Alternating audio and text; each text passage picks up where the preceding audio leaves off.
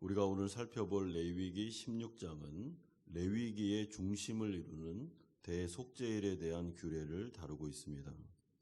이것은 11장에서 15장에서 제기된 이스라엘 백성들의 부정과 이들의 죄로 인해 더럽혀진 성소를 정결하게 하는 방법을 규정하고 있습니다. 매년 7월 10일은 이스라엘에게 있어 가장 거룩한 날입니다. 1년 동안 계속되어 왔던 성소의 부정을 해결하고 이스라엘 백성들 안에서도 해결하지 못한 죄를 한 번에 속죄하기 위한 가장 거룩한 날입니다. 이날 모든 백성은 철저히 금식해야 되고 대제사장은 1년 중 오직 이날 하루만 지성소에 들어가서 백성의 죄를 속하게 하기 위해서 성소를 정결하게 하게 됩니다. 그렇다면 이 대속죄일에 담긴 규례와 영적인 의미가 무엇인가 오늘 우리가 좀 살펴보면 좋겠습니다. 먼저 하나님은 모세를 통해서 대속죄일에 대제사장이 지성소로 들어올 때에 아무렇게나 들어오지 말라고, 그리고 반드시 규례를 지켜서 조심해서 들어오라고 말씀합니다. 2절에 보시면 여호와께서 모세에게 이르시되 내 형 아론에게 이르라 성소에 휘장한 법궤 위 속죄소 앞에 아무 때나 들어오지 말라. 그리하여 죽지 않도록 하라. 이는 내가 구름 가운데서 속죄소 위에 나타남이니라. 그 이유는 레위기 10장에 보면은 절차를 무시하였다가 죽임을 당한 아론의 두 아들 사건이 있었기 때문에 그렇습니다. 따라서 이 규례는 하나님의 지극히 거룩하심을 나타내는 것으로서 죄인된 인간은 절대로 거룩하신 하나님 앞에 마음대로 나아갈 수 없음을 알려주고 있습니다.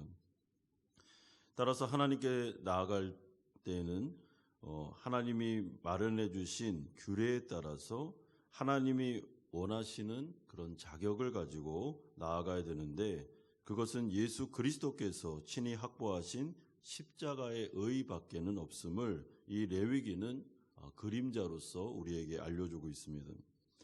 그러므로 예수님의 십자가 죽음 및 부활을 통해서 하나님과 인간 사이에 막혔던 담이 무너졌고 휘장이 찢어졌습니다. 그래서 이제 우리는 언제든지 담대히 하나님이 계시는 은혜의 보좌 앞으로 나아갈 수 있는데, 언제든지 나아갈 수 있다 해서 나의 의를 가지고 나아갈 수 있다는 말은 아닙니다. 예수님의 의 때문에 우리가 자격을 얻어서 나아갈 수 있는 것입니다. 그러므로 히브리서 4장 16절은 말씀합니다. 그러므로 우리는 긍휼하심을 받고 때를 따라 돕는 은혜를 얻기 위하여 은혜의 보좌 앞에 담대히 나아갈 것이니라. 따라서 우리는 계속해서 오직 예수님을 믿는 믿음으로만 하나님께 나아갈 수 있음을 생각하고, 이로 인해서 하나님께 담대히 나아갈 수 있는 자녀가 된 것을 기뻐하면서 감사하면서 은혜의 보좌 앞에 나아가서 구원의 놀라운 혜택과 복을 찬양하고 누리는 것을 우리는 계속해서 해야 됩니다.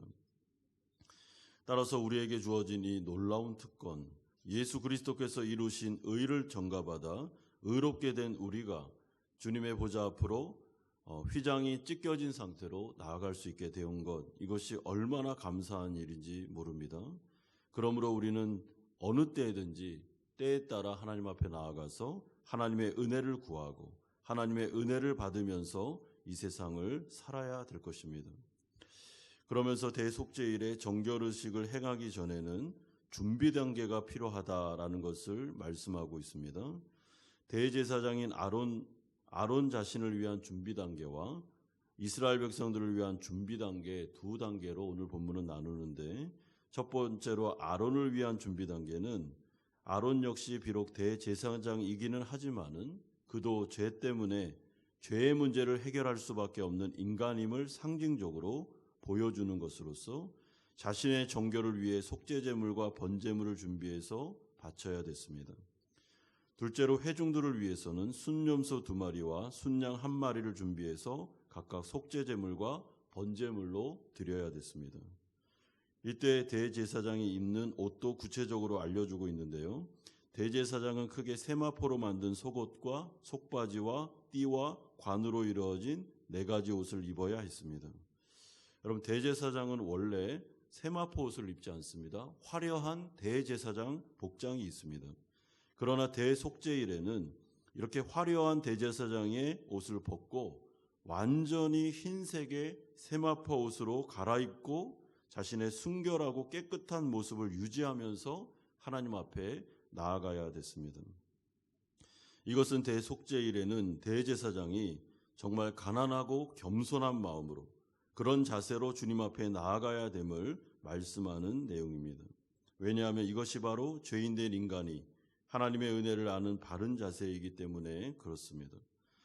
그러므로 제사장, 만인 제사장, 예수 그리스도를 믿은 우리들은 왕 같은 제사장이 되었는데 우리가 하나님 앞에 나아가서 그분을 뵐 때는 은혜로 마음대로 나아갈 수 있지만은 그럼에도 불구하고 항상 겸손하고 가난한 마음을 가지고 그리고 순결하고 또한 깨끗한 모습을 가지고 하나님께 나아가야 됩니다.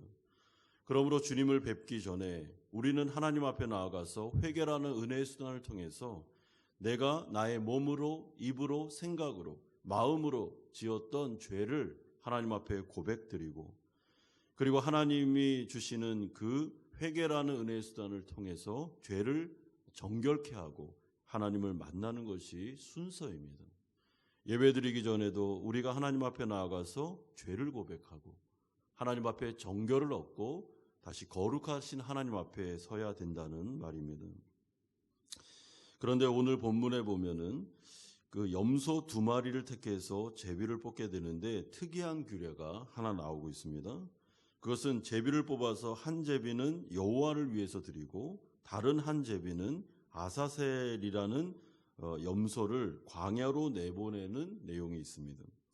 이때 아사셀은 이후에 21절에서 22절에 구체적으로 살펴보겠지만은 그 의미는 이렇습니다. 이스라엘의 모든 죄를 짊어지고 사람들이 접근하기에 어려운 땅으로 가서 죽음으로 이스라엘의 모든 죄가 소멸되었다는 사실을 상징적으로 보여주는 것이 바로 아사셀의 염소였습니다. 따라서 온 이스라엘 백성들은 이 아사셀 염소를 바라보면서 죄가 다시는 돌아올 수 없는 곳으로 완전히 제거되었다라는 것을 목격하고 새로운 출발을 다짐할 수 있었습니다. 그러니까 매년마다 대속죄일에는 아사셀이라는 염소가 광야로 보내졌고 그 광야로 가는 염소를 멀찍이 보면서 나의 죄가 완전히 멀어졌고 사라졌으며 나는 이제 이 대속죄일을 기점으로 새로운 출발을 할 수 있다라는 것을 보여주는 특이한 제도가 바로 이 아사셀의 제도입니다.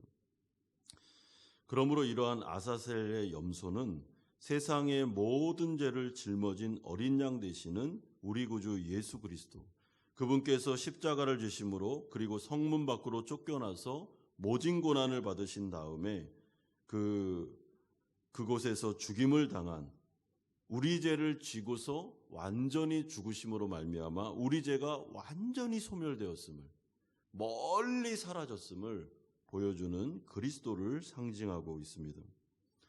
그러므로 매년마다 대속죄일에 아사셀이 있었지만은 신약으로 넘어오면 예수 그리스도께서 영단번에 십자가의 죽으심으로 말미암아 신약의 크리스찬들은 예수님을 믿는 믿음을 통해서 십자가라는 귀한 상징을 통해 아사셀, 내 죄가 그 십자가에서 완전히 묻어졌으며 사해졌으며 멀리 떠나서 이제는 새로운 인생을 살 수 있게 되었다라는 것을 우리는 알게 됩니다.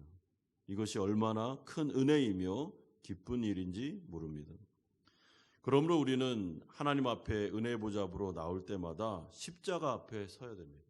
십자가 앞에 서서 이스라엘 백성들이 아사셀이라는 염소를 바라보면서 자신의 죄가 용서받았으며 새 출발을 할 수 있다고 생각했던 것처럼 우리는 항상 예배 때마다 십자가 앞에 서서 우리 죄가 저 십자가에서 완전히 끝났으며 이제 우리는 새로운 인생을 살아가고 있구나라는 것을 생각하면서 하나님 앞에 감사하고 하나님 앞에 영광을 돌리면서 기쁨의 제사를 하나님 앞에 드릴 수 있게 됩니다. 오늘 우리가 살펴본 이 대속죄일에는 여러 가지 상징들이 나타나고 있는데 예수 그리스도에게 사실은 포커스가 맞춰져 있습니다. 그러므로 그리스도의 은혜로 우리는 은혜 보좌 앞으로 담대히 나아갈 수 있습니다. 그리고 거기에서 마음껏 하나님의 은혜를 구할 수 있게 되었습니다. 그러나 그렇다고 하더라도 나의 의로 나아가는 게 아닙니다. 그리스도의 의로 나아가 하나님을 배울 때에는 세마포 옷을 입고 하나님 앞에서 정결을 유지하면서 나의 죄를 고백하고 회개함으로 말미암아 거룩한 모습으로 하나님 앞에 서야 됩니다.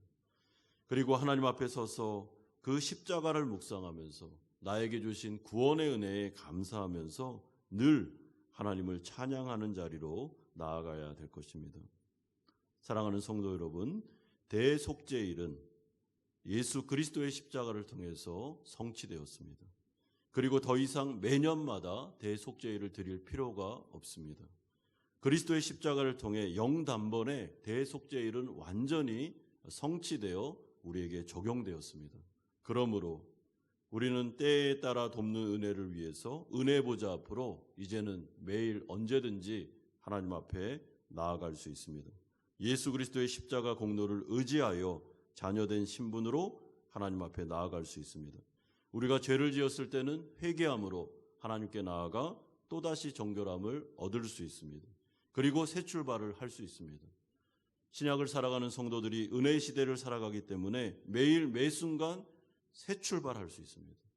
하나님 앞에서 다시 주님의 공로를 통해서 죄사함을 받고 다시 주님의 영광을 위해서 살아갈 수가 있습니다. 오늘 이 새벽의 기도의 시간에 우리가 묵상해야 되는 것은 예수 그리스도의 십자가 공로입니다. 나는 의롭지 않습니다. 나에게는 의가 없습니다. 그리스도의 십자가를 힘입어 우리가 은혜의 보좌 앞으로 담대히 나아가는 것입니다. 거기에서 하나님 앞에 모든 은혜를 다 구하시고 거기에서 회개를 통해 죄사함을 받으시고 거기에서 놀라우신 하나님과 교제를 나누며 기도로 이 오늘 하루를 믿음으로 살아가시는 성도님들 되시기를 주 예수 그리스도의 이름으로 축원드립니다. 같이 한번 기도하는 시간을 갖겠습니다.